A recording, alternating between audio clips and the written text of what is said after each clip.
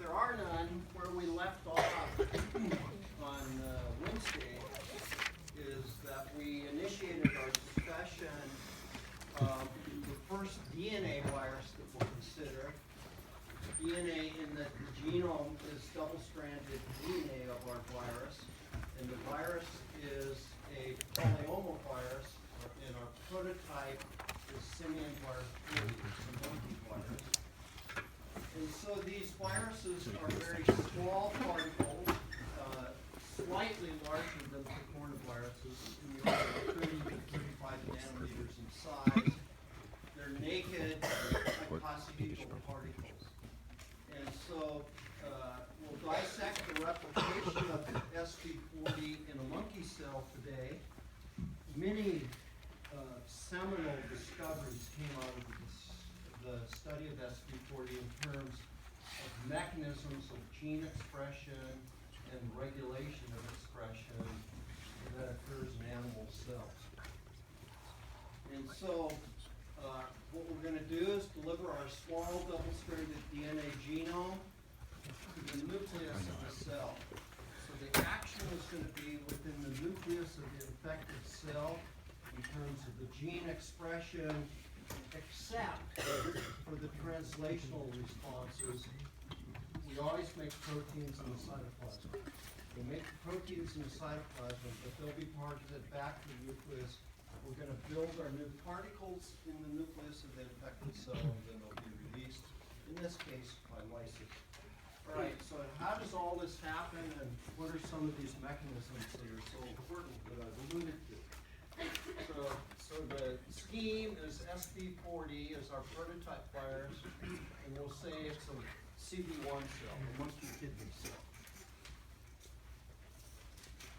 First step of multiplication, attachment, and penetration is part of initiation of the infection.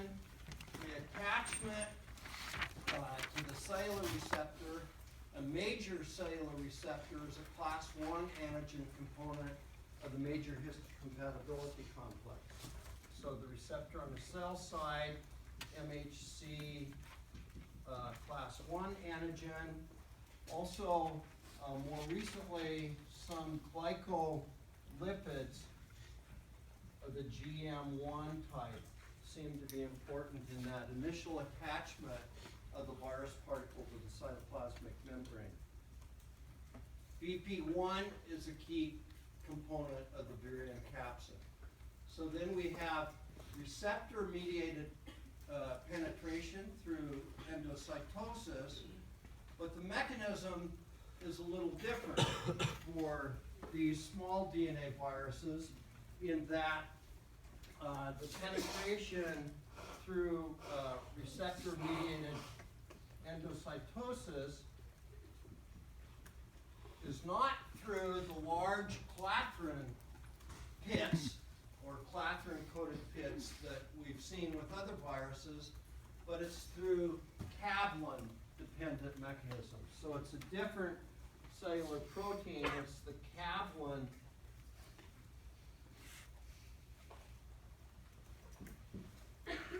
derived vesicles that are important in the entry of Polyoma Viridae into the infected cell. And so the consequence then, after this attachment and penetration, we have uncoating, and the uncoating is partial in the sense that we lose two of the capsid proteins, BP2 and BP3. Keeping in mind that our viral protein, viral capsid, that icosahedral naked capsid, there are 3 viral proteins that constitute that capsid, and initially we lose BP2, BP3, some of BP1, and this then gives us a nucleoprotein,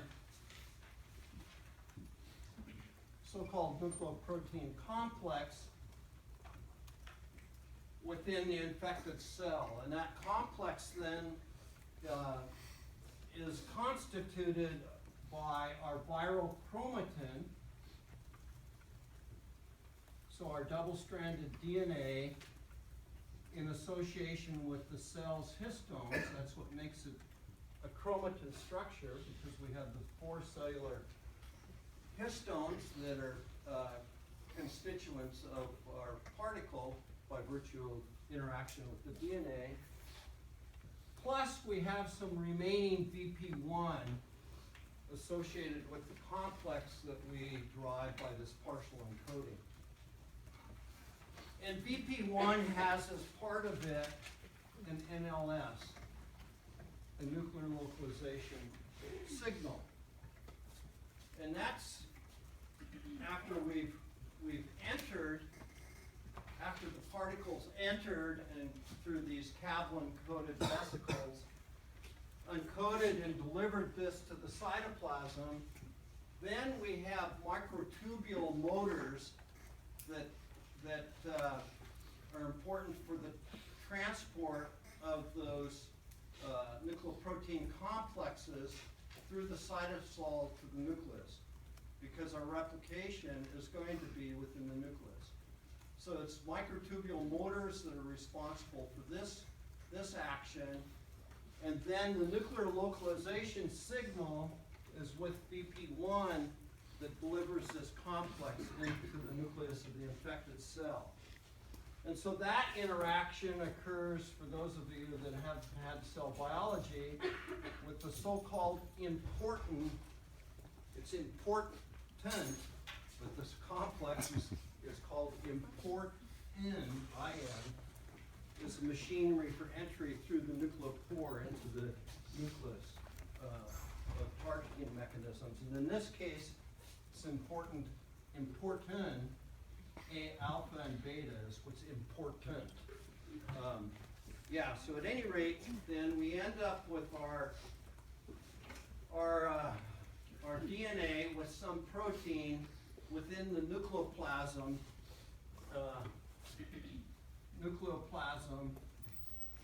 of our infected monkey kidney cell, CD1 cell. So then the next step, after the initial initiation of infection, the next step I'm going to lump together of transcription,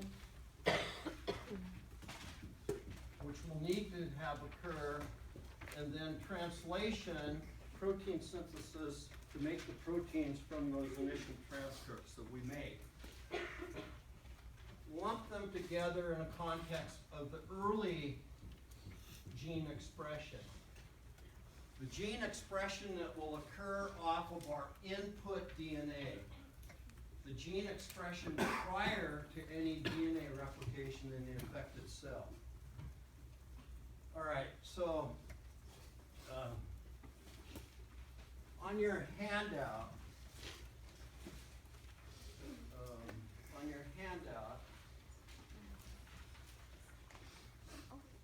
I have a genome, but also, before we get to that, this replication process within the infected cell from the time of infection, all the gene expression until we produce progeny. Here's the comparative growth curve, and this is now just showing DNA viruses. What we've seen earlier is RNA viruses. But take note, this process, Polyoma Viridae, in our prototype SV40, is much slower than you've seen with the other viruses. Remember polio and VSV rabies? Those viruses are really quick, 6 to 12 hours. And now we're out pushing 30 to 40 hours to get plateau for SV40. It's slower than some of the other larger DNA viruses that we'll be considering later, pox viruses and herpes viruses. These viruses are larger and they're actually more complex genetically, and they're quicker than SV40 in the replication. All right, so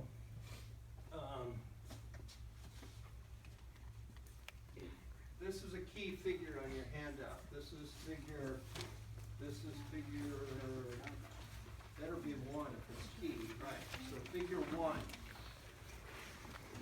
The circular genome of the virus, and the way it's written in figure 1.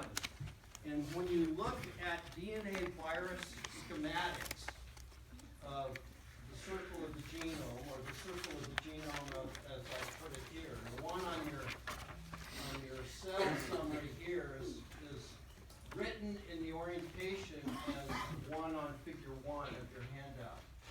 But what you always want to look at when you look at the circular genome is what is at the 12 o'clock position, because there are two ways to write these structures that people do it.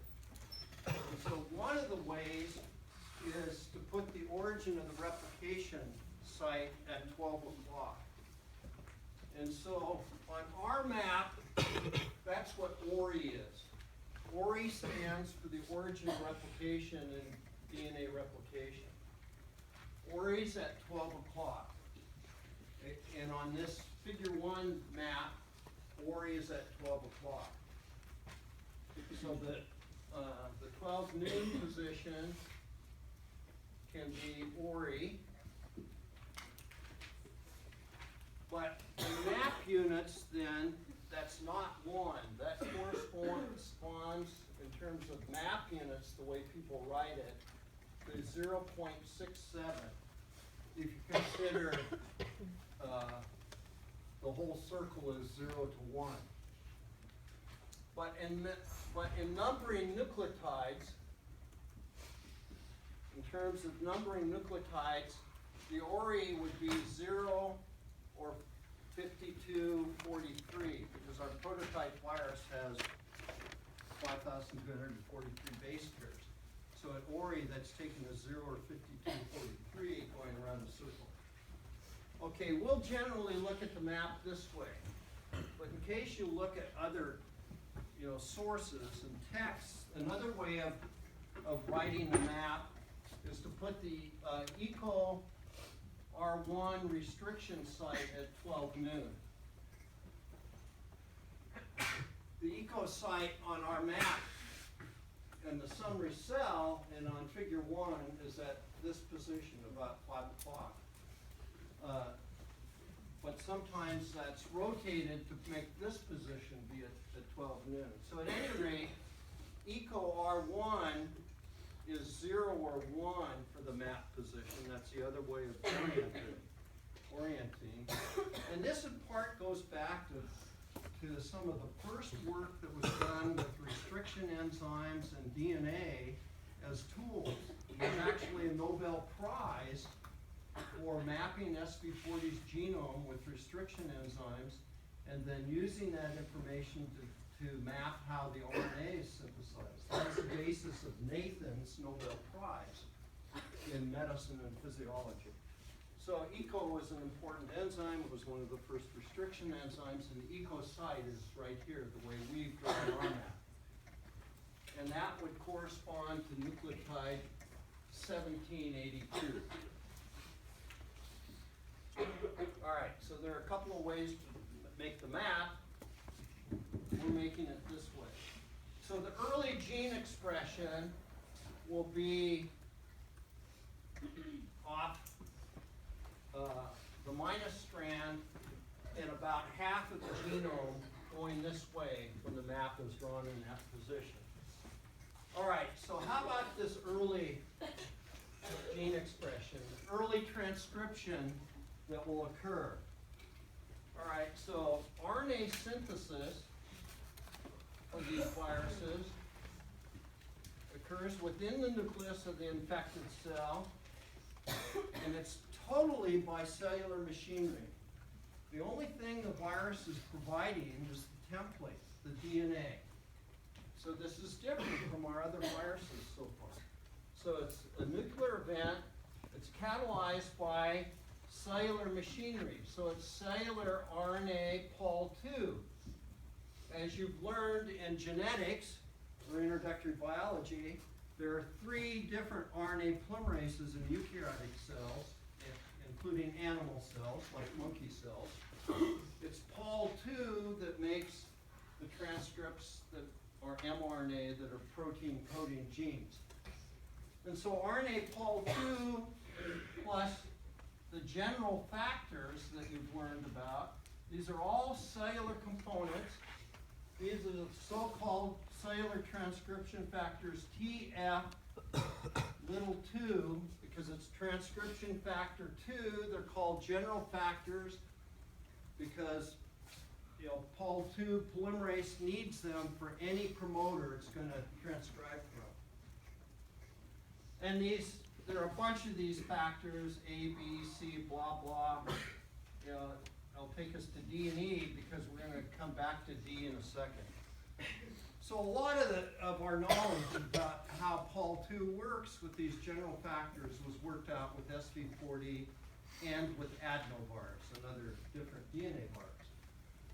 So it's cellular machinery, GTFs, general transcription factors, Pol2, and I'm going to come back to AP in a minute. So it's a cellular basic RNA polymerase II machinery that's transcribing roughly half of the DNA to make 2 mRNAs, 2 because we'll have splicing that are going to encode the early proteins that are regulatory proteins. Okay, what are important DNA signals in the viral DNA that allows for this highly regulated expression of RNA synthesis? So there are 3 important elements that were discovered from the study of SV40. And so the first of the elements, this will be our DNA genome. The first of the elements is the so-called TATA box, which is a TA-rich sequence. And so that we're transcribing counterclockwise on the circle. We're making early RNA. So we're going to make early RNA. And the TATA box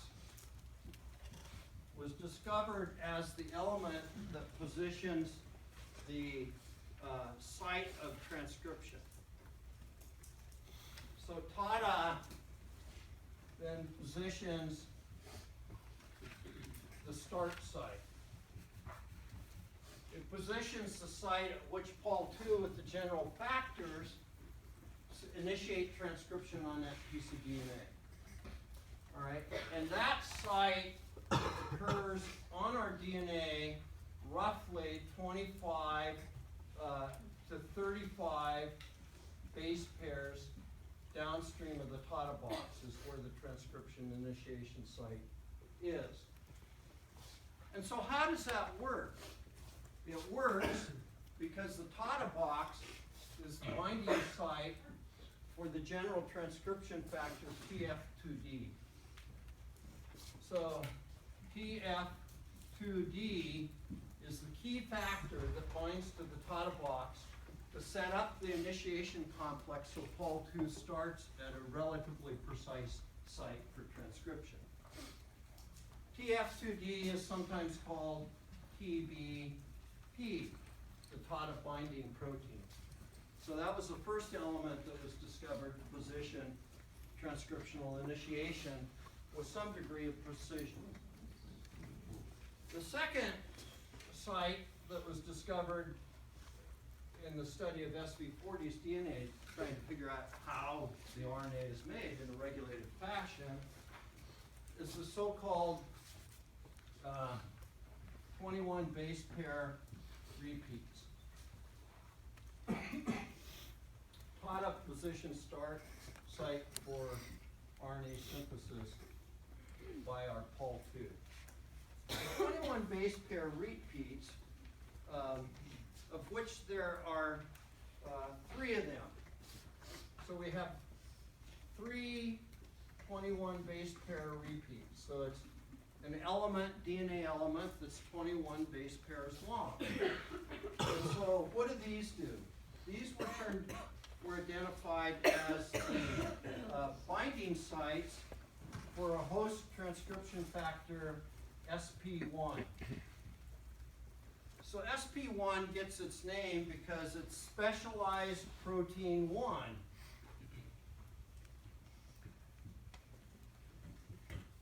The first one identified that bound these sites to affect transcription. So SP1 activates transcription at the title box, and it does so by binding to the 21 base pair repeats. So each of the 21 base pair repeats contains 2 GC boxes. So a 21 base pair repeat, each repeat has 2 what's called GC boxes. So there's 2 of these per repeat. So it's just a GC-rich piece of DNA to which SP1 binds. Okay, so if there are 2 GC boxes per 21 base pair repeat, and there are 3 repeats, then we have 6 of these GC boxes that are part of our control region. And all of this sequence is around the 12 noon position. Yes? So for reading this left to right, is this 3' to 5'? We're making early RNA. That's the arrow here. And this would be the 5' end, because we make the 5' end of our RNA first. It's going to be capped in a minute or two. Any other questions? Okay, so there are 2 GC boxes per 21 base pair repeat. Binding at these GC boxes activates what we call bidirectional transcription. So SP1 is important in activating transcription, but that activation occurs in a bidirectional manner. So it's bidirectional activation. And so to get our early RNA synthesized, binding of SP1 at boxes 1, 2, and 3 is associated with activation of our early RNA synthesis. All right? And then boxes 5 and 6 are late. And also 3. I don't know what the story is yet with box 4. But the point is, there's different affinity of SP1 factor for these 6 GC boxes. And depending upon the extent of binding, you activate early, or as I said, late. So late transcription is going to go off this direction because it will be off the opposite strand of DNA. All right? So this is going to be the early transcription around this way. Late will be this way, as I mentioned on Wednesday. All right, so the 21 base pair repeats activate the transcription and ultimately affect the directionality of the transcription. Second element discovered. Enhancers. Have you heard of enhancers? Yeah? Good. Question? So early and late both use 3? Yes. Okay. Right. So enhancers are the third element were discovered. Enhancers were discovered in the study of SP40. And SP40, the third element that we're concerned with here, is the 72 base pair repeat. And so the 72 base pair repeat, there are 2 of them. And it's the enhancer. So that's this region here. So why is an enhancer called an enhancer that you've learned about? Well, it actually goes back to the discovery when cloning became possible, and a group was trying to express using a plasmid that had a promoter. They were trying to express beta globin, a cellular gene in this plasma. So this would be the beta globin genetic information, and this was the promoter that would drive the expression of beta globin. And in an experiment, they happened to have a fragment of SV40 DNA in that plasmid that included the 72 base pair repeat. And what they observed is the expression went through the roof. Expression was greatly enhanced when this 72 base pair repeat from SV40's genome was included in the vector. And that's the origin of enhancer. It enhances expression. So there are two of these repeats, two 72 base pair repeats, and you get the enhanced expression because you have elevated transcription. And so enhancer works by increasing the rate of transcription initiation. So you increase, by virtue of proteins binding to the enhancer, you increase the rate of initiation of transcription. And so you get more early RNA. Question? Just stretching. Okay. Don't do it in an auction. Buy. All right. So how does an enhancer work? So an enhancer works because proteins bind to the enhancer.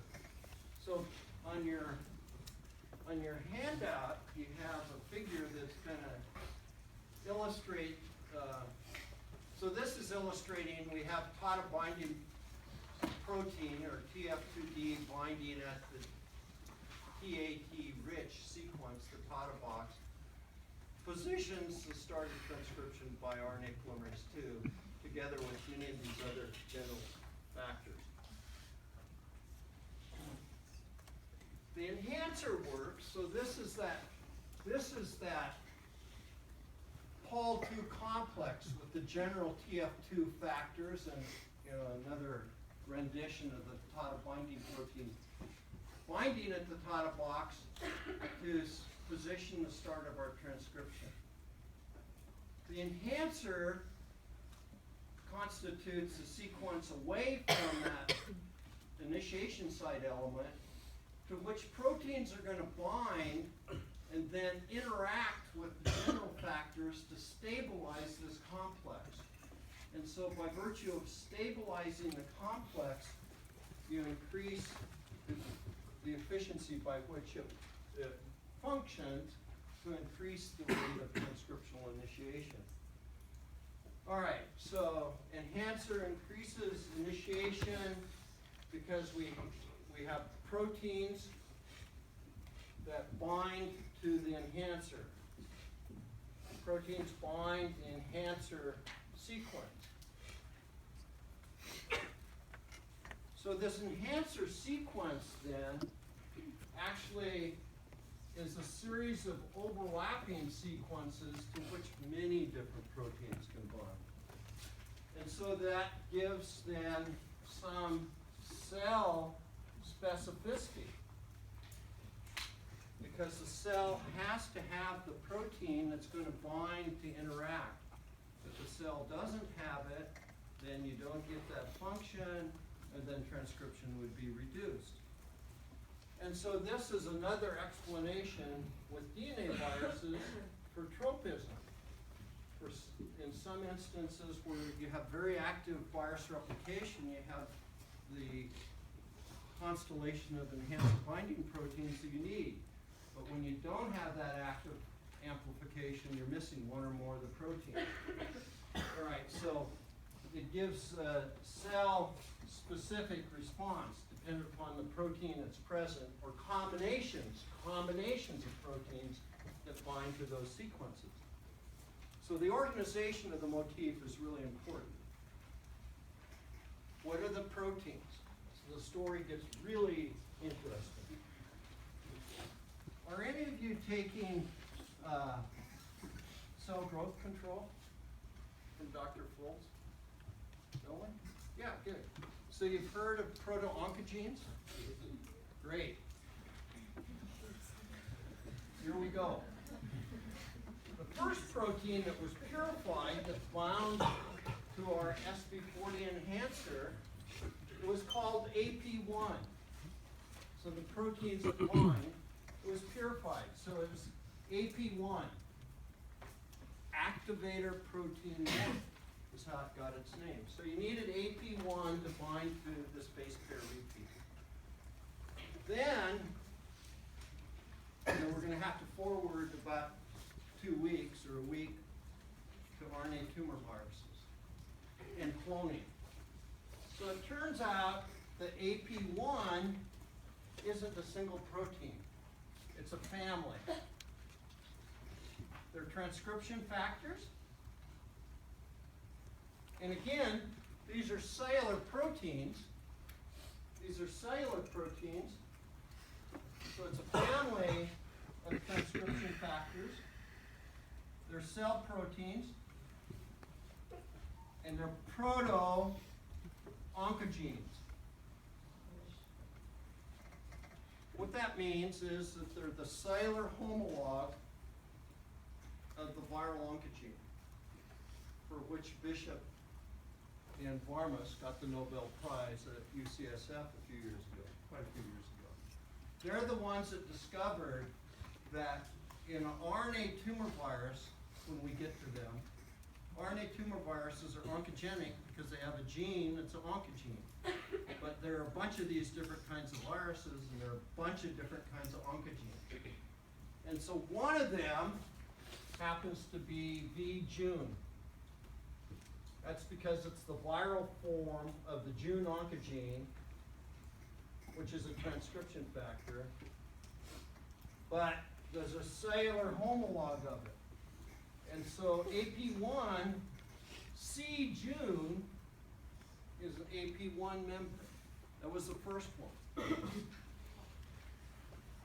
The next one that was discovered was C-Phos.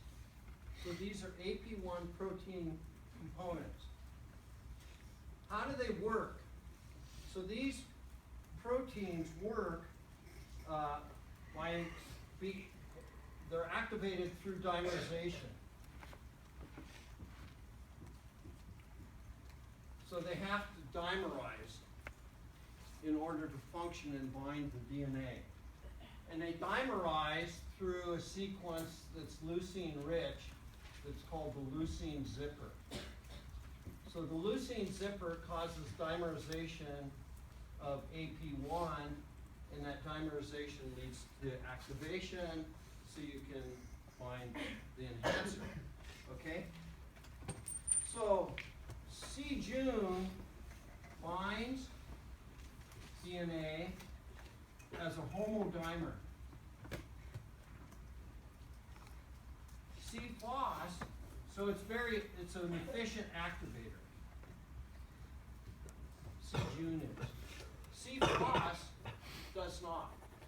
So Phos does not bind DNA. But if you have a June Phos heterodimer, June interacting with Phos, that binds, so that's stable and it's active. And it turns out that a June Phos heterodimer is more active than a June homodimer, which is more active than Phos, which is comparatively inactive. Okay, so AP1 was the first protein. Let's not forget where we're coming from. It was the first of the proteins really characterized that work to activate the enhancer. And then it turns out that these are proto-oncogenes, and it's a family of related proteins. Okay? And they bind a sequence that turns out to be, you don't have to memorize it, but it's a particular sequence, T, G, A, C or a G, T, C, A. That's the sequence that AP1 binds. SB1, remember, binds GC boxes, so it's GC-rich sequences for SB1. All right, then AP2 was purified, and AP2 was a second activator protein that worked at the SB40 enhancer, and it binds a different sequence. It binds C4A G2C. 5'3". So the point is, it's a different sequence than AP1. We have different proteins interacting. And then another protein was identified that functions with the SP40 enhancer. So we have AP1, we have AP2, working at a different sequence. The third protein turned out to be a cellular cytoplasmic transcription factor that had to be activated and targeted to the nucleus. And that transcription factor is NF-kappa B. So AP1 is activated by dimerization, as is AP2 that acts at a different sequence. Then the third protein is NF-kappa B. So NF-kappa B is going to be activated by virtue of destruction of its inhibitor. So NF-kappa B is complex typically to a protein called I-kappa B.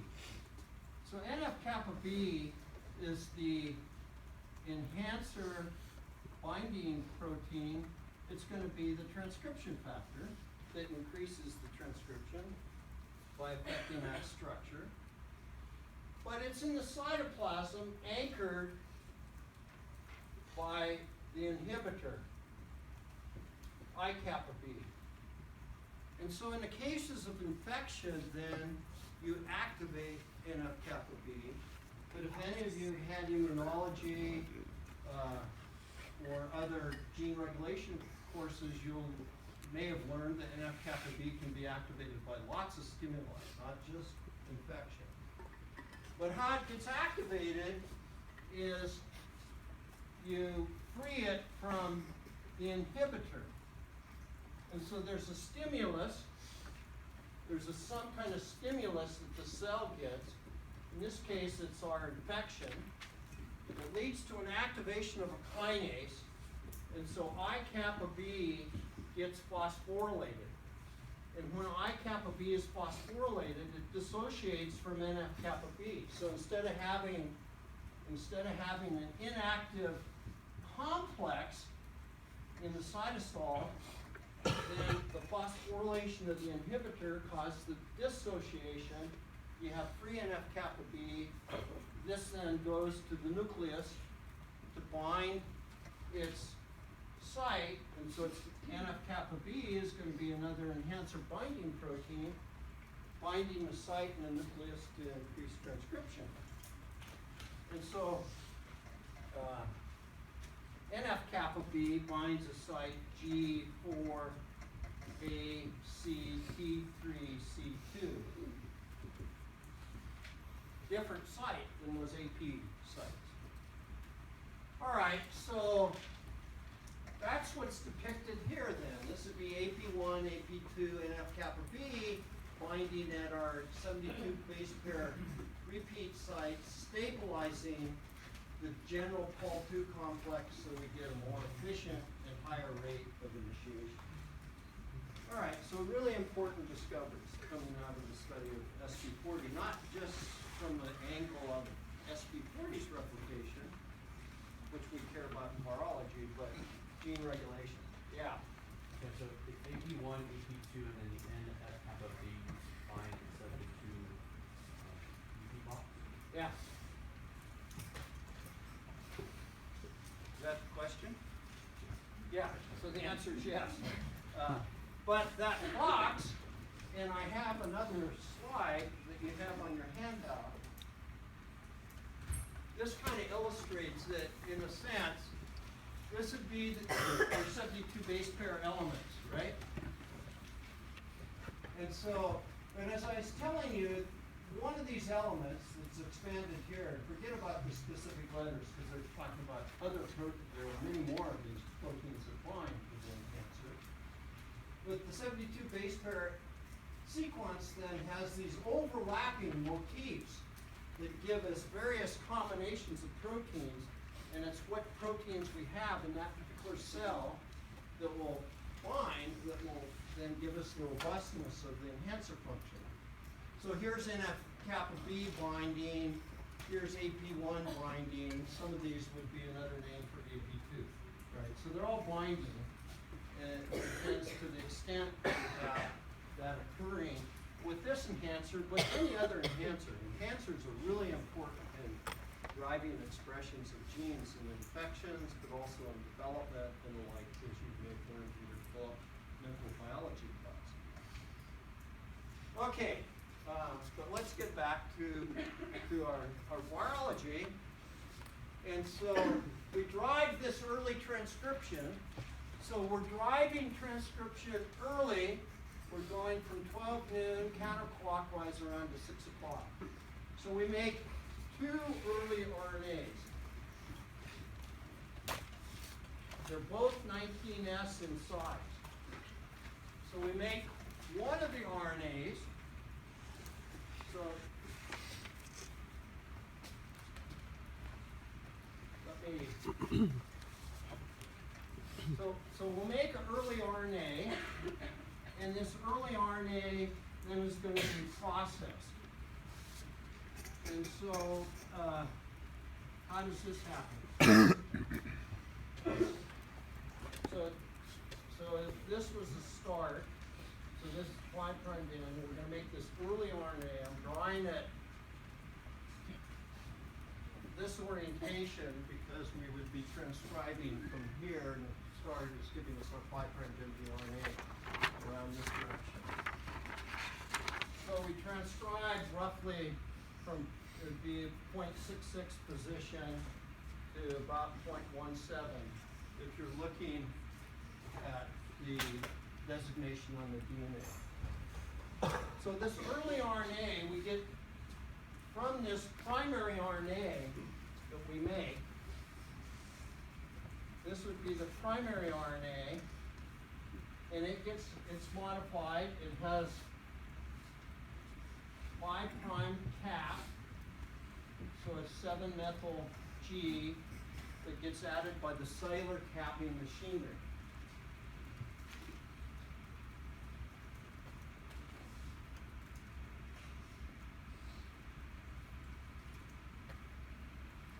So we make from roughly 0.66, because 0.67 is million, so we're making an early RNA around this way down to 0.17. That early RNA is capped and by cellular machinery early on. Then what happens, so we cap, we transcribe all the way down. The second modification that typically occurs is the polyadenylation at the 3' end. And keeping in mind, this is all by cellular machinery, and how polyadenylation happens for the virus and also for the cell was worked out to a large extent with SV40. And so the transcription that transcribes doesn't have a precise stop site for transcription termination. Even though we had a precise start because of the Tata box, the stop is not precise. So how do we get the poly A? So we initiate transcription, we make a big long transcript, and then toward the 3' end, there's a sequence that's A, U, A.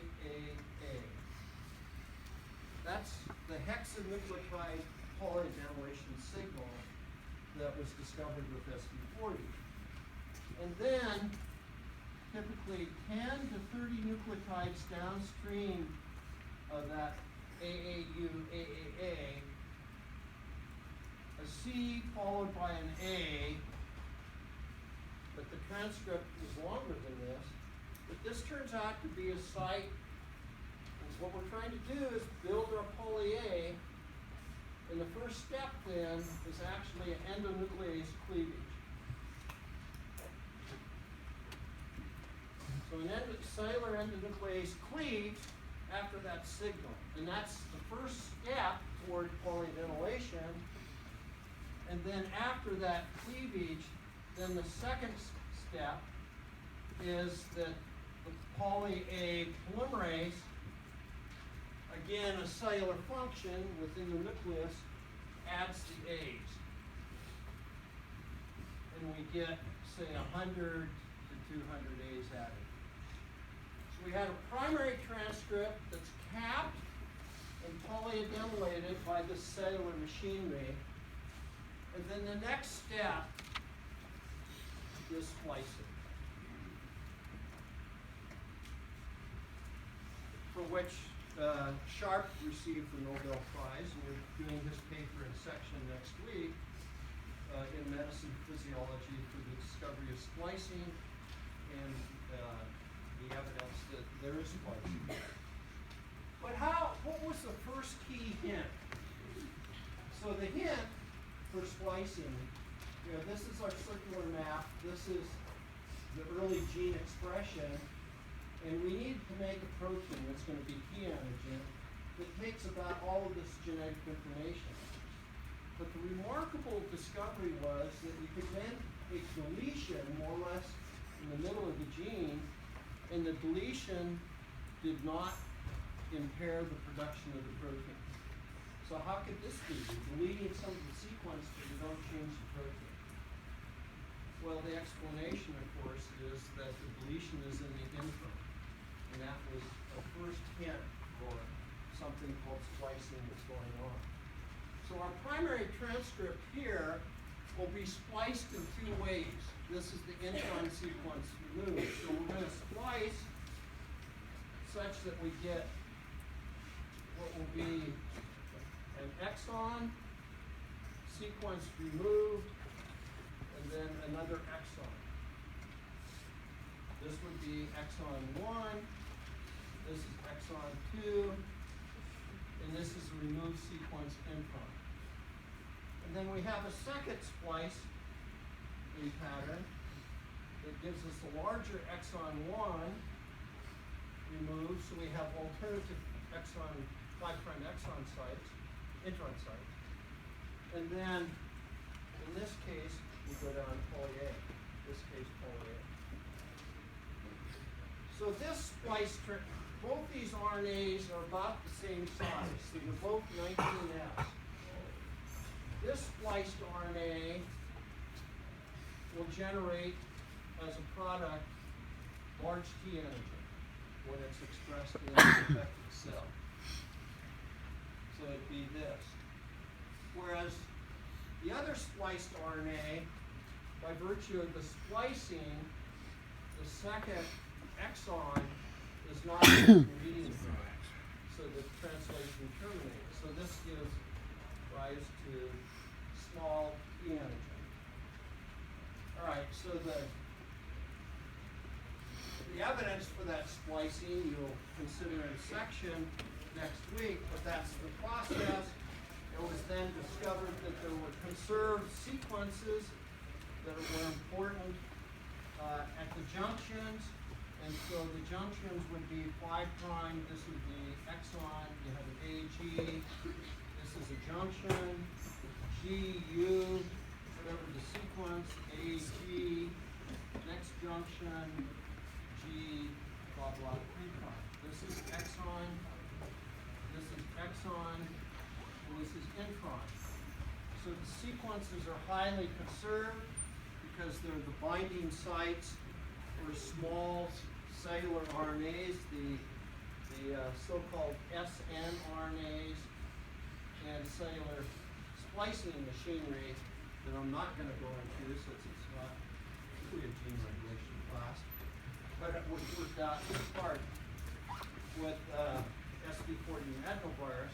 So you have these conserved sequences that then allow for removal of the intron. All of this is happening within the nucleus of the infected cell. And with SB40, then we have this alternative splicing because we get two different RNAs that are going to make two different proteins on Monday morning. All right, have a good Vegas. What were we trying to see after? Okay, yeah. No problem.